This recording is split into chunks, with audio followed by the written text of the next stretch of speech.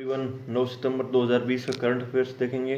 तो इस वीडियो का पीडीएफ आपको टेलीग्राम चैनल विजडेक्स प्लस टेलीग्राम चैनल पर आपको मिल जाएगा। ठीक है, तो ये हमने 3 सवाल जो अभ्यास के लिए छोड़ दिए थे, तो इनको सबसे लास्ट में देखेंगे। तो आज का पहला सवाल ये है कि अंतर्राष्ट्रीय इंटरनेशनल साक्षरता दिवस 2020 मनाया गया। ठीक है, तो अंतर्राष्ट्रीय साक्षरता दिवस है, कौन सी डेट को मनाया जाता है? तो इसका राइट आंसर है जो कि 8 सितंबर को इंटरनेशनल साक्षरता दिवस मनाया गया। ठीक है, तो सबसे पहली बार कब बनाया गया? तो इसे 1966 में, ठीक है, 1966 में यूनेस्को की आम सभा में इसकी घोषणा की गई थी। ठीक है, यूनेस्को क्या बोलता है कि 1 मिलियन में मान लो 1 मिलियन मान लो क्या होते हैं, 1 मिलियन में 10 लाख होते हैं।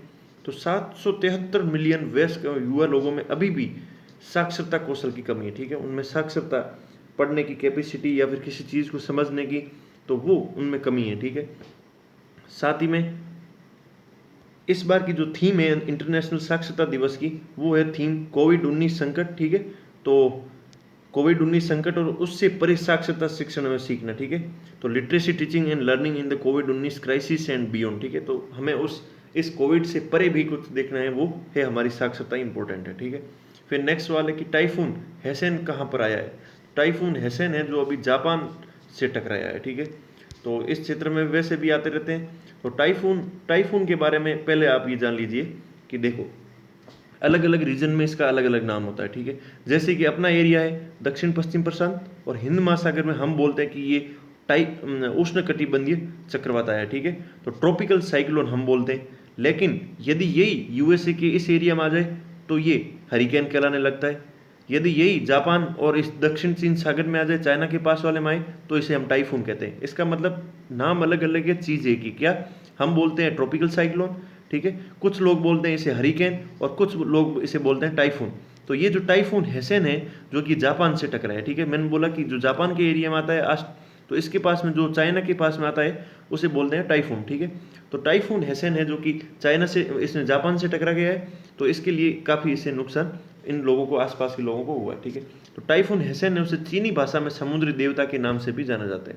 तो सबसे इंपॉर्टेंट चीज़ है ये कि जापान से टकराया है, और टाइफून है जो कि एक ट्रॉपिकल साइक्लोन की विशेषता होती है जो कि जापान के आसपास वाले क्षेत्र में पाया जाता है। ठीक है, तो साथ ही साथ में जून और नवंबर माह के बीच में जो आते हैं, जापान, फिलीपींस, चीन जैसे देशों को प्रभावित करते हैं। ठीक है, और दिसंबर से मई के बीच में आने वाले टाइफून की संख्या कम हो जाती है। क्यों?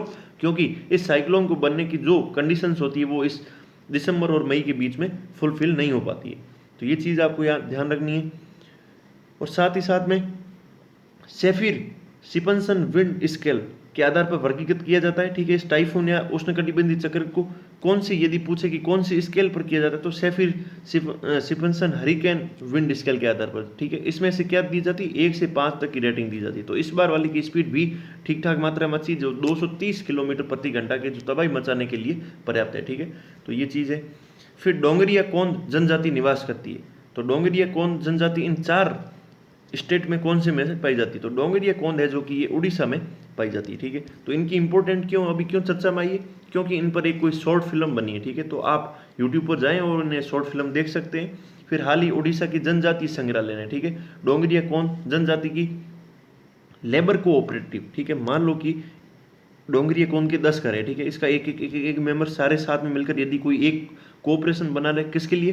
कोई भी काम, सामूहिक काम करना, जैसे कि यहाँ खेती बाड़ी करनी है, या फिर किसी फंक्शन बनाने के लिए, या फिर किसी बैंक खोलने के लिए, डेयरी खोलने के लिए 10 लोग मिलकर एक काम करें, तो लेबर कोऑपरेटिव। और उनकी संरचना और कामकाज को समझने हेतु एक इन पर लघु फिल्म प्रसारित की, किस प्रकार ये मिलकर काम कर सकते हैं। तो पूरा वर्ल्ड या पूरे इंडिया में और भी दूसरी जो जनजातियां पाई जाती है वो क्यों नहीं कर सकती?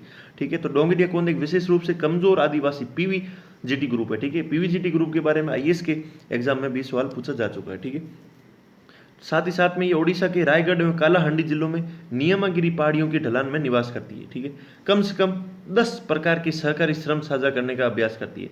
गौरतलब है कि खड़े पहाड़ी ढलानों में खेती आसानी से नहीं होती है, इसलिए लोग आपस में मिलकर लेबर कोऑपरेटिव, ठीक है, श्रम सहकारी समिति का निर्माण करते हैं। तो इसलिए ये चर्चा में आई है। फिर नेक्स्ट सवाल है कि भूपेन हजारिका किस क्षेत्र से संबंधित थे? तो भूपेन हजारिका है जो कि बताइए कि संगीत के क्षेत्र से इनका ताल्लुकात रखते थे। ठीक है, तो वैज्ञानिक तो नहीं थे। तो ये गायक भूपेन हजारिका, उनकी जयंती पर श्रद्धांजलि दी थी अभी। साथ में असम के, ठीक है, ये असम के संगीत सम्राट भूपेन हजारिका ने अपनी रचनाओं से लाखों लोगों को जीवन को समृद्ध किया। ठीक है। भूपेन हजारिका को एक महान गायक, एक गीतकार, एक संगीतकार, कवि, फिल्मकार के रूप में भी इन्हें इनकी पहचान है, ठीक है। तो भूपेन हजारिका इनका जन्म हुआ था 1926 में, कहाँ, असम के तिनसुकिया में, ठीक है। जिले के छोटे शहर सादिया में हुआ था। फिर 1942 में गुवाहाटी से अपनी प्रारंभिक शिक्षा पूरी की और वाराणसी चले गए। फिर BHU से इन्होंने स्नातक पाठ्यक्रम में दाखिला लिया, ठीक है। तो BHU से इन्हें स्नातक, ठीक है, ग्रेजुएशन किया। फिर आदिवासी संगीत से भी काफ़ी ज़्यादा ये प्रभावित थे। इनकी एक खास बात एक साथ में ये भी कि 12 वर्ष की उम्र में भूपेन हजारिका को उनकी असमिया फिल्म इंद्रमालती के लिए उन्हें पहला गाना इन्होंने गाया था। तो 12 वर्ष की उम्र में तो संगीत के धनी हो ही सकते हैं, इतने 12 वर्ष की उम्र में उन्होंने सॉन्ग गाया। साथ साथ में कई बंगाली और हिंदी फिल्मों के लिए भी रचना, लेखन और गायन का कार्य इन्होंने किया, ठीक है। फिर इनके लिए इन्हें 1987 में संगीत नाटक अकादमी पुरस्कार से भी सम्मानित किया गया। साथ ही में भूपेन हजारिका को वर्ष 1976 में सर्वश्रेष्ठ संगीत निर्देशन के राष्ट्रीय सम्मान पुरस्कार से सम्मानित किया गया और 1977 में पद्मश्री से भी इन्हें सम्मानित किया गया। और ये संगीत नाटक अकादमी के अध्यक्ष के तौर पर किए और भूपेन हजारिका को वर्ष 2019 में भारत रत्न से भी सम्मानित किया। तो आप मुझे कमेंट बॉक्स में बताएंगे भारत रत्न की क्या विशेषता है या फिर किन्हें मिलता है, ठीक है। फिर नेक्स्ट वाले कि YASR संपूर्ण पोषण स्कीम लॉन्च की गई। तो YASR संपूर्ण पोषण स्कीम लॉन्च है, जो कि आंध्र प्रदेश गवर्नमेंट द्वारा किया गई, आंध्र प्रदेश गवर्नमेंट द्वारा की गई। इसका मेन टारगेट क्या है कि वो माताएं जो स्तनपान कराती है, स्तनपान कराने वाली माता और गर्भवती महिलाओं को पौष्टिक, ठीक है, न्यूट्रिशंस उनको मिल सके, पौष्टिक भोजन मिल सके, इसके लिए ये स्कीम की गई, ठीक है। तो ये स्कीम, इसके तहत पोषण मतलब जो भी न्यूट्रिशंस होते हैं वो इस स्कीम के द्वारा दिए जाते हैं। तो राज्य में आदिवासी आबादी के कम पोषण मुख्य रूप से निम्न कारण क्या है कि मान लो किसी को पोषण कम मिलते हैं तो उसके लिए कौन से जिम्मेदार कारण होते हैं। तो सुरक्षित पेयजल की कमी होती है, लगातार खराब पर्यावरणीय स्वच्छता हो, या पोषण के तहत गरीबी और गरीबी के कारण पोषण ना मिले, या फिर भौगोलिक सूचना के कारण पोषण और स्वास्थ्य प्राप्त करने के व्यवहार में ज्ञान की कमी होती है। उन्हें ये समझ नहीं होती कि न्यूट्रिशंस क्या चीज़ होती है और न्यूट्रिशंस की क्या भूमिका हमारे शरीर के अंदर काम करती है। तो साथ ही में भारत में कुपोषण खाद्य और कृषि संगठन के अनुसार, ठीक है, फूड एंड एग्रीकल्चर ऑर्गेनाइजेशन के अनुसार भारत में लगभग 194 मिलियन लोग अल्पपोषित है, ठीक है। 1 मिलियन में 10 लाख होते हैं, तो अब आप कैलकुलेशन करें 194 मिलियन लोग हैं जो कि अल्पपोषित हैं, ठीक है। साथ ही ग्लोबल हंगर इंडेक्स 2019 में भारत 117 में से 102वें स्थान पर, तो कितनी खराब पोजीशन से आप भी जान सकते हो, ठीक है। तो साथ ही में सेंट्रल गवर्नमेंट द्वारा है जो कि कुपोषण से, ठीक है, तो जिनमें लोगों को न्यूट्रिशन नहीं मिलता है तो उनके लिए निपटने के लिए सरकार कौन सी योजना की, तो समेकित बाल विकास सेवा योजना, राष्ट्रीय स्वास्थ्य मिशन, मध्याह्न भोजन योजना, इंदिरा गांधी मातृ सहयोग योजना और राष्ट्रीय पोषण नीति, ठीक है। साथ ही इसमें संयुक्त यूनाइटेड नेशंस के जो SDG गोल है 2030 तक हासिल किया जाना है, जिसमें भूख को पूरी समस्या को खत्म करना है, ठीक है। 16 अक्टूबर को है जो कि विश्व खाद्य दिवस मनाया जाता है। तो इतनी चीज़ें आपको इसमें ध्यान रखनी है, ठीक है। फिर इंदिरा गांधी शांति पुरस्कार 2019 दिया गया, किसे, तो इंदिरा गांधी पुरस्कार है जो कि सर डेविड एटनबरो को दिया गया। तो इंदिरा गांधी पुरस्कार क्यों दिया जाता है, तो ये दिया जाता है कि देखो शांति इसमें नाम में छिपा है, तो इंदिरा गांधी शांति, निरस्त्रीकरण और विकास के लिए, ठीक है, लोग शस्त्र छोड़ दें, वहाँ डेवलपमेंट हो और शांति हो, ठीक है। इसका नाम किसके नाम पर रखा गया, तो हमारे पूर्व प्रधानमंत्री इंदिरा गांधी के नाम पर रखा गया, ठीक है। और इसे इंदिरा गांधी मेमोरियल ट्रस्ट द्वारा लगभग 25 लाख रुपए का प्राइज दिया जाता है। क्यों, कि ये पुरस्कार अंतर्राष्ट्रीय आर्थिक व्यवस्था बनाने के लिए काम करने वाले संगठन, व्यक्तियों, प्रयासों को स्वीकार करता है, ठीक है। जो इंटरनेशनल इकोनॉमी की जो व्यवस्था है तो उसे उसकी करने के लिए चाहे वो व्यक्ति हो फिर चाहे कोई ऑर्गेनाइजेशन हो उसके लिए दिया जाता है। तो सर डेविड एटनबरो को ये पुरस्कार दिया गया है, ठीक है, इंदिरा गांधी शांति पुरस्कार से सम्मानित किया। डेविड एटनबरो एक अंग्रेजी प्रसारक और इतिहासकार है। वो BBC नेचुरल हिस्ट्री यूनिट को लिखने और प्रस्तुत करने के लिए लोकप्रिय है, ठीक है। फिर आप ये अन्य प्राप्तकर्ता देख सकते हैं कि किसे किसे दिया गया, ठीक है। 2003 में कोफी अन्नान को दिया गया। कोफी अन्नान कौन है, आप क्या जानते हैं, ठीक है, इन्होंने किसके रिफॉर्म के लिए काम किया, तो आप प्लीज़ बताएं। फिर 2014 में इसरो को भी मिल चुका है, ठीक है, विज्ञान और पर्यावरण केंद्र को भी मिल चुका है, शरणार्थियों के लिए संयुक्त राष्ट्र उच्चायोग को भी और यूनिसेफ को भी मिल चुका है। तो ये चीज़ें ध्यान रखनी है। तो अब वो यूनिसेफ के बारे में देखा था, वो यूनिसेफ अब नेक्स्ट सवाल में भी आ गया, ठीक है। तो उसे ये भी ध्यान रखें, कोविड-19 वैक्सीन की खरीद और आपूर्ति संचालन का नेतृत्व कौन करेगा, तो कोविड-19 और वैक्सीन की खरीद है जो कि यूनिसेफ के द्वारा की जाएगी।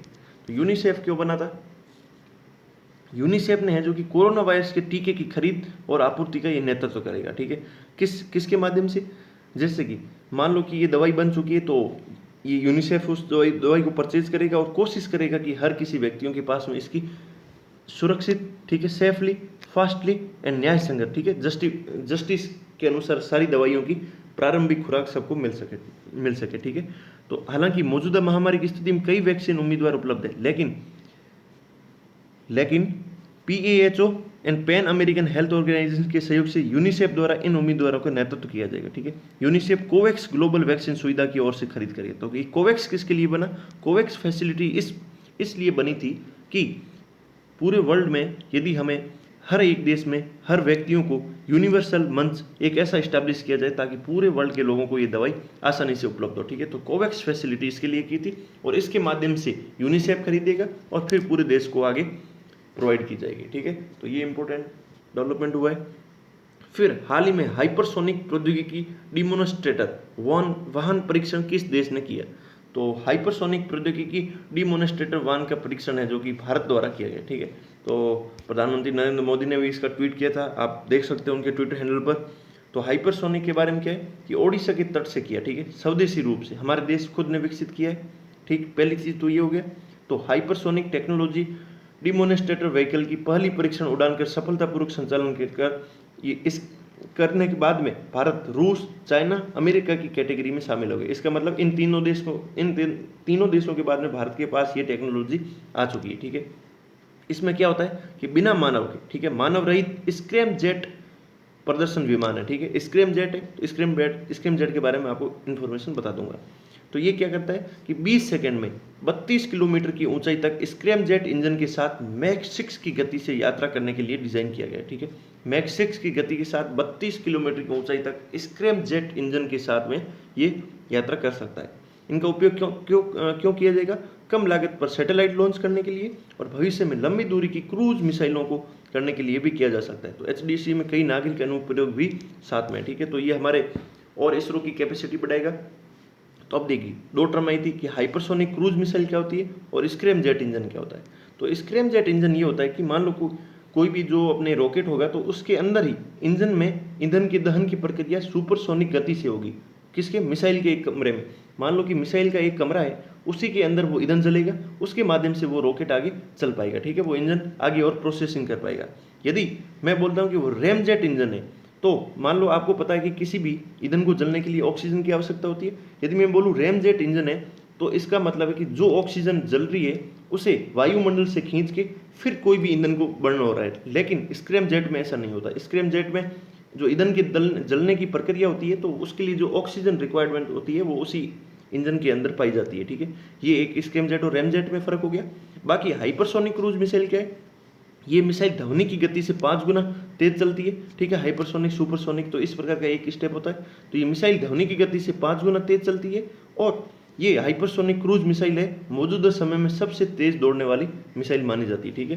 तो हाइपरसोनिक क्रूज है जो कि मौजूदा समय में सबसे तेज दौड़ने वाली मिसाइल मानी जाती है। फिर हाल ही में 5G तकनीक हेतु भारत ने त्रिपक्षीय मीटिंग किसके साथ की? तो 5G टेक्नोलॉजी हेतु अमेरिका और इजराइल के साथ में भारत ने तीन पक्ष, मतलब 3 पक्ष ऐसे कौन से थे? तो एक अमेरिका था, एक इजराइल था और भारत था, ठीक है। तो इसका राइट आंसर है जो कि A और B दोनों है।